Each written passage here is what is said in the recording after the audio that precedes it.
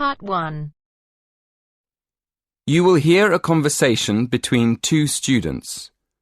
One of them is explaining to the other how to use the university library. First, you will have 20 seconds to look at questions 1 to 4.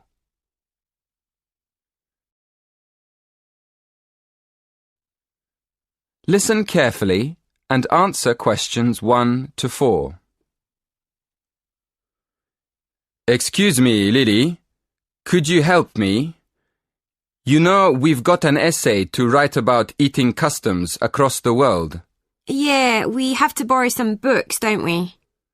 Yes, but I missed the library training.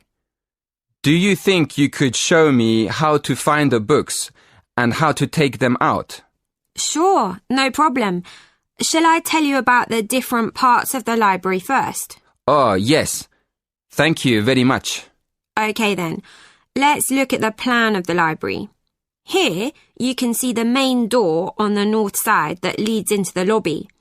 In the middle of the building, there's a big open PC zone. The lift and stairs are on the left as you go in, and on the other side of the building, there's the library cafe. That part of the library is pretty sociable. It's a good place to study with friends. I really prefer to study alone. Is there anywhere in the library I can go? Oh, if you like studying in a quiet place, it's better to go upstairs to the silent zone. As you come out of the lift or up the stairs, you'll see a section on your right facing north which is closed off. That's the silent zone.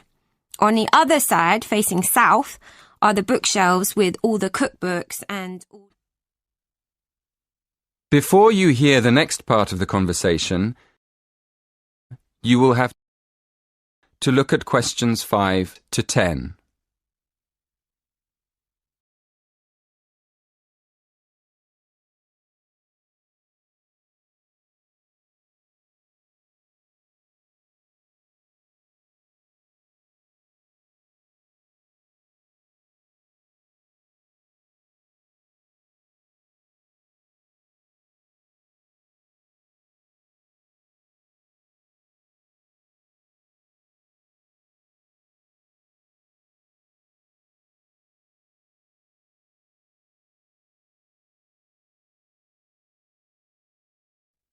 Listen carefully and answer questions 5, 10. Now, can you show me how to find a book? Well, the library's very big, and the books on food could be under cookery, or they could be in history, or even entertainment. So the first thing to do is to look it up in the online catalogue. Where do I do that? It's easy. There are lots of computers in the library for that. Okay, I see. Right, you look up the title first. When you found the book, you'll see it has a class mark next to it. The class mark is 1 or 2 letters and a number. Make a note of the class mark. Then look it up on the plan of the library. The plan shows you exactly what section of the library the books are actually kept in. Thank you very much, Lily. So how do I borrow a book? That's simple too. When you go to the library, you'll have to take your student ID card. When you want to borrow a book, you take it downstairs to the scanner. Then, scan your ID card first. Next, open the book and slide it under the scanner until it makes a sound, a short beep. And that's all you have to do. Oh, sorry, I forgot. At the end, the system prints out a ticket. It's a good idea to keep it for a while, just in case you have a problem with your loan. Thanks again, Lily. You've been really kind. That is the end of Part 1. You now have half a minute to check your answers.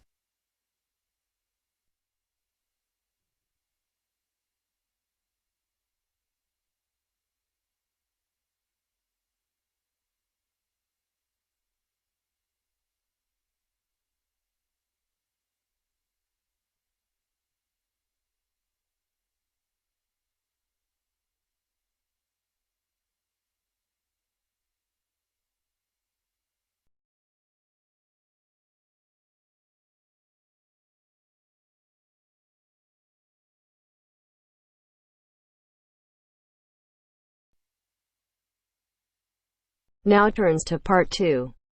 Part 2. You will hear a library assistant talking about the library she works in. You now have 30 seconds to read questions 11 to 15.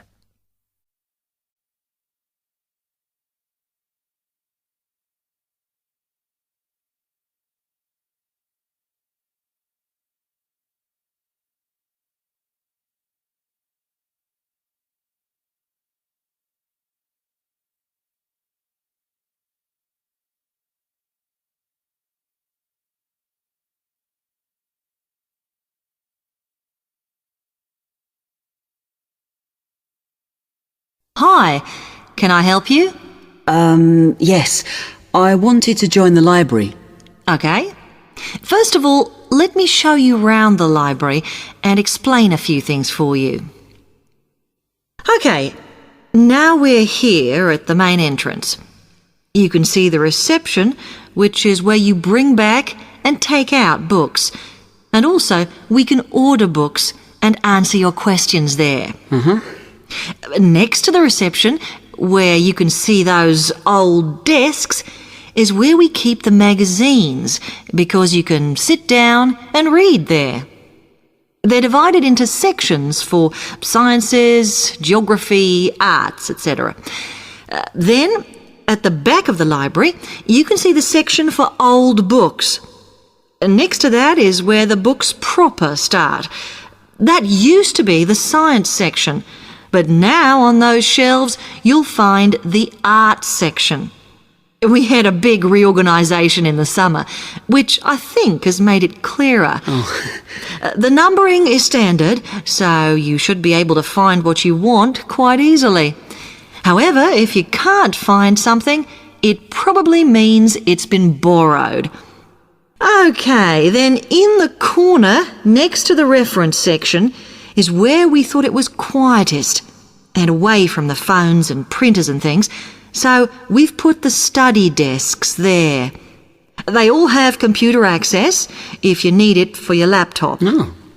We do ask that you don't just read magazines there, though.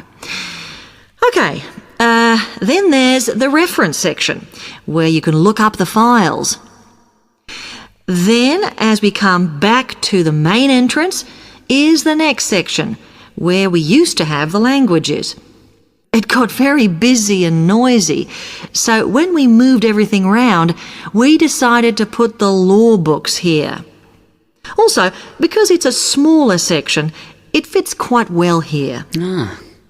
Okay then, we're back at the main entrance. Over there, by reception, there's a door that goes to the extension. And we have further sections, such as languages and study desks through there. So you could have a look round when we've finished. Then, just between reception and the door here, is where we decided to put the computers. But the computer magazines are in the magazine section, as we found too many went missing here. Okay, is that everything? You now have 30 seconds to read questions 16 to 20.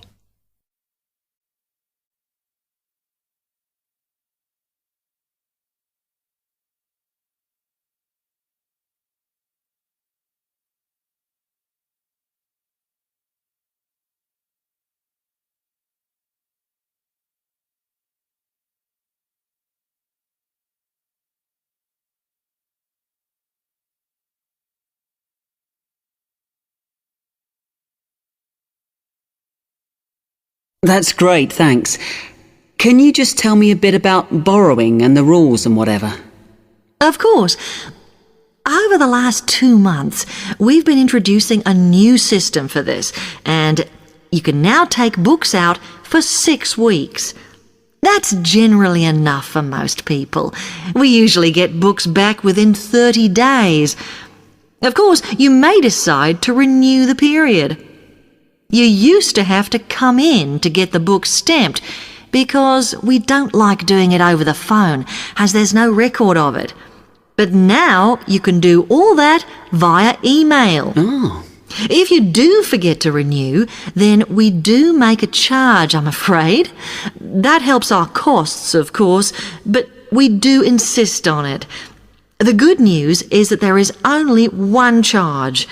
I know some libraries charge £1 for 1 week and then it goes up with each week it's late. We ask for £1.50 as we think that's high enough to stop people being overdue. The other thing you may want to know is what you do about books that are not on the shelves. We do have a system for reserving them.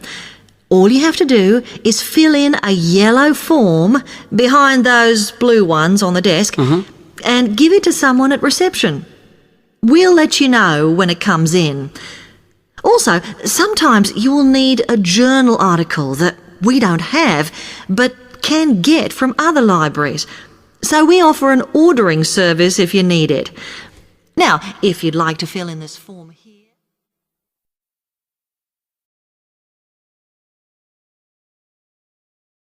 That is the end of part 2.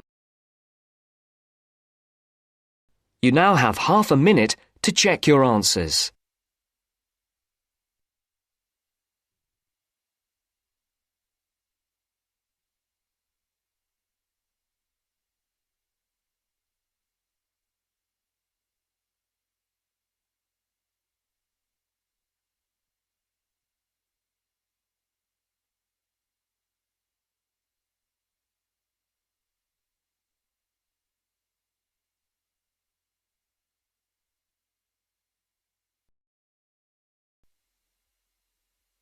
Now turns to part 3.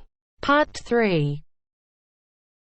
You'll hear someone talking to a group of university students. You now have 30 seconds to read questions 21 to 27.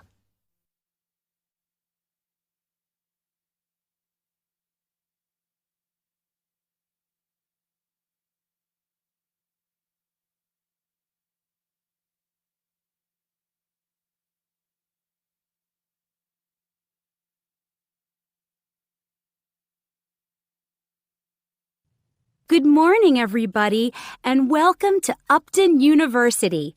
I hope you are settling in and beginning to find your way around. I know how confusing it can be when you start life at university, and that's why we have Freshers Week to help you find your feet. Before I go any further, I should perhaps introduce myself. My name is Sally Jackson, and I am the Secretary of the Students' Union, which has organized this week of events for you. You will usually find me in the office on the first floor of this building when I'm not attending lectures. Anyway, down to business. Of course, there are a few things that you are obliged to get done during your first week here. But once you've opened a bank account, if you haven't got one already, seen your director of studies to discuss which courses you are going to take, and signed up with a doctor, there will be plenty of time left to enjoy the events we have arranged for the week. And have we got a lot lined up for you? Throughout the week from Monday to Friday, every morning starting at 10 a.m., there will be orientation and welfare events. These will include tours of the campus, which, as you have probably noticed, is the size of a small town with 9,000 residential students, as well as sessions on developing study skills. We also have tours of Upton itself arranged for you, with a bus leaving from outside this building every afternoon at 5 o'clock.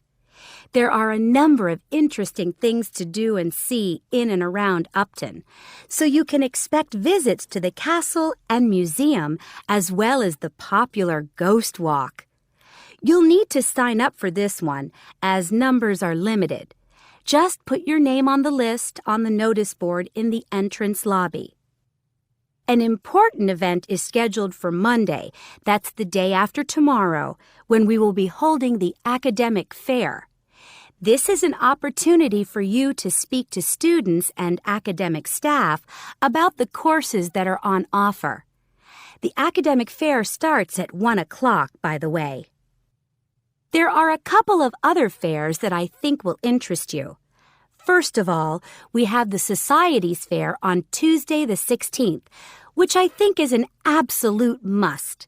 You might not believe it, but the university has over 150 societies and sports clubs you can sign up for, so you are sure to find something of interest to you. That also starts at 1 o'clock, and it will be here in the Union Building. Also in this building is the Trade Fair on Wednesday from 2 until 5 in the afternoon. This one might sound a bit strange because you will find a load of banks and other businesses here trying to get your custom. You will find plenty of bargains and, best of all, a lot of the businesses give away stuff for free. You now have 15 seconds to read questions 28 to 30.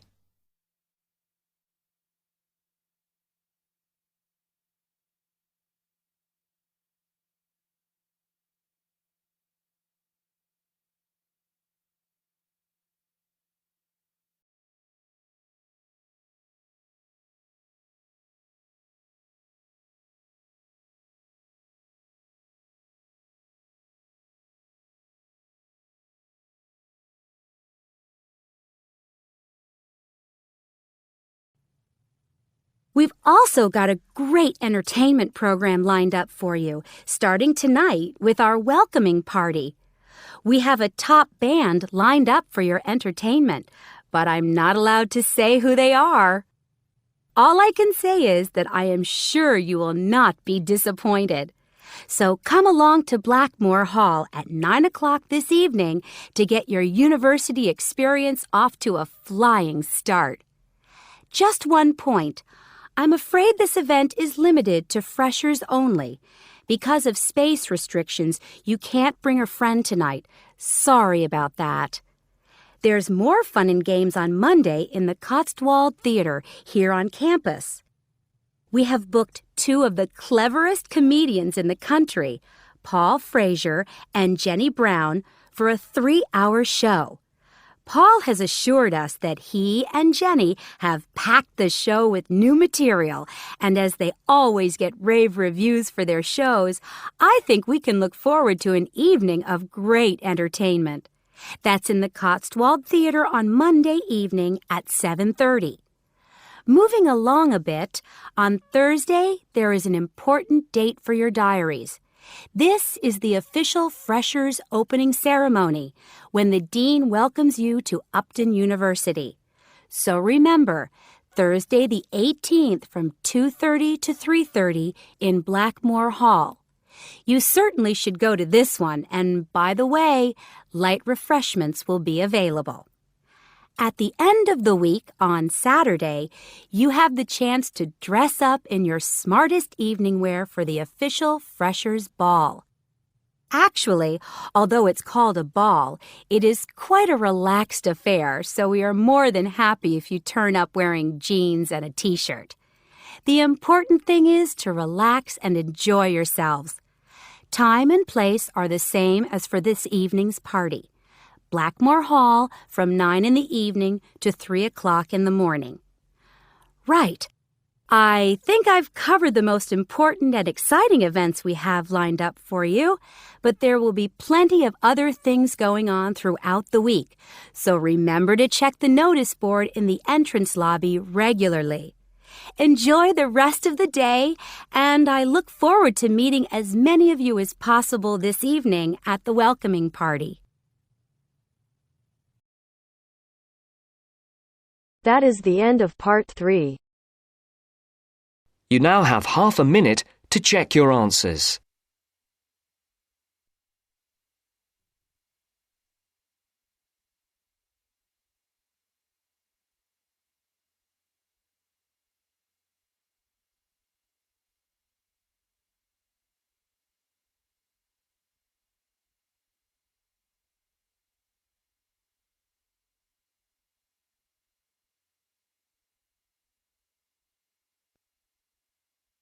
Now turns to part 4. Part 4. Now listen to the second part of the lecture. As you listen, Complete the notes below. First, you have some time to look at questions 31 to 40.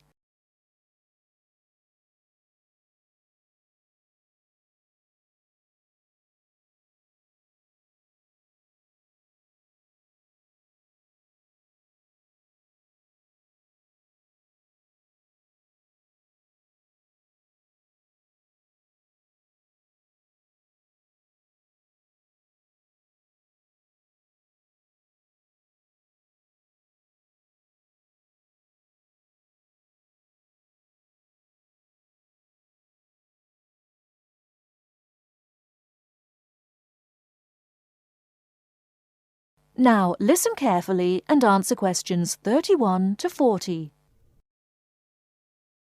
Now let's turn to shopping, which may interest you more.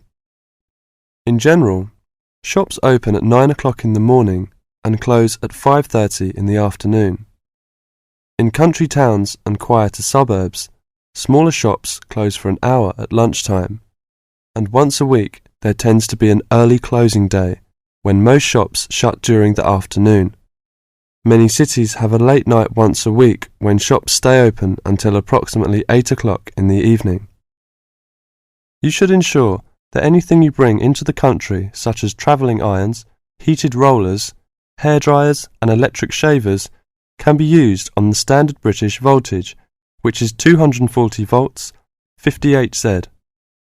Many hotels will, on request, be able to supply adapters for electric shavers. When you travel, you may want to send postcards home. Stamps can be bought at post offices throughout Britain. They are open from 9 o'clock to 5:30 Monday to Friday, and until 12:30 on Saturday. Stamps can also be bought at postal centre stamp dispensers, at large stores and major tourist attractions. For posting letters, you don't have to go far before finding a red painted letterbox. Alternatively, use the letterboxes at post offices. You may ask how much to tip in hotels and how much it is for a taxi. There are no fixed rules on tariffs about this, and the following is intended only as a guide to customary practice. Most hotel bills include a service charge, usually 10 to 12%, but in some larger hotels, 15%. Where a service charge is not included, it is customary to divide 10 to 15% of the bill among the staff who have given good service. In restaurants, if a service charge is not included in the bill, then 10 to 15% is usually left for the waiter. For porters, we usually give 30p to 50p per suitcase. For taxis, 10 to 15% of the fare. Hairdressers, £2 according to how much work they have done, plus 50p to the assistant who washed your hair. If you drive in Britain, you should remember to drive on the left and overtake on the right. The wearing of seatbelts is compulsory for the driver and front seat passengers. Now let's talk about full details of Britain's road regulations. A copy of the Highway Code can be obtained from offices of the Automobile Association, AA, or Royal Automobile Club, RAC, at most ports of entry. These two motoring organisations can also provide plenty of helpful information to all motorists. Contact AA. Telephone is 01 854 7373, 24-hour service. RAC telephone is 0304 204 256, 24-hour service. For something more serious, telephone operators will give you the telephone number and address of a local doctor's surgery.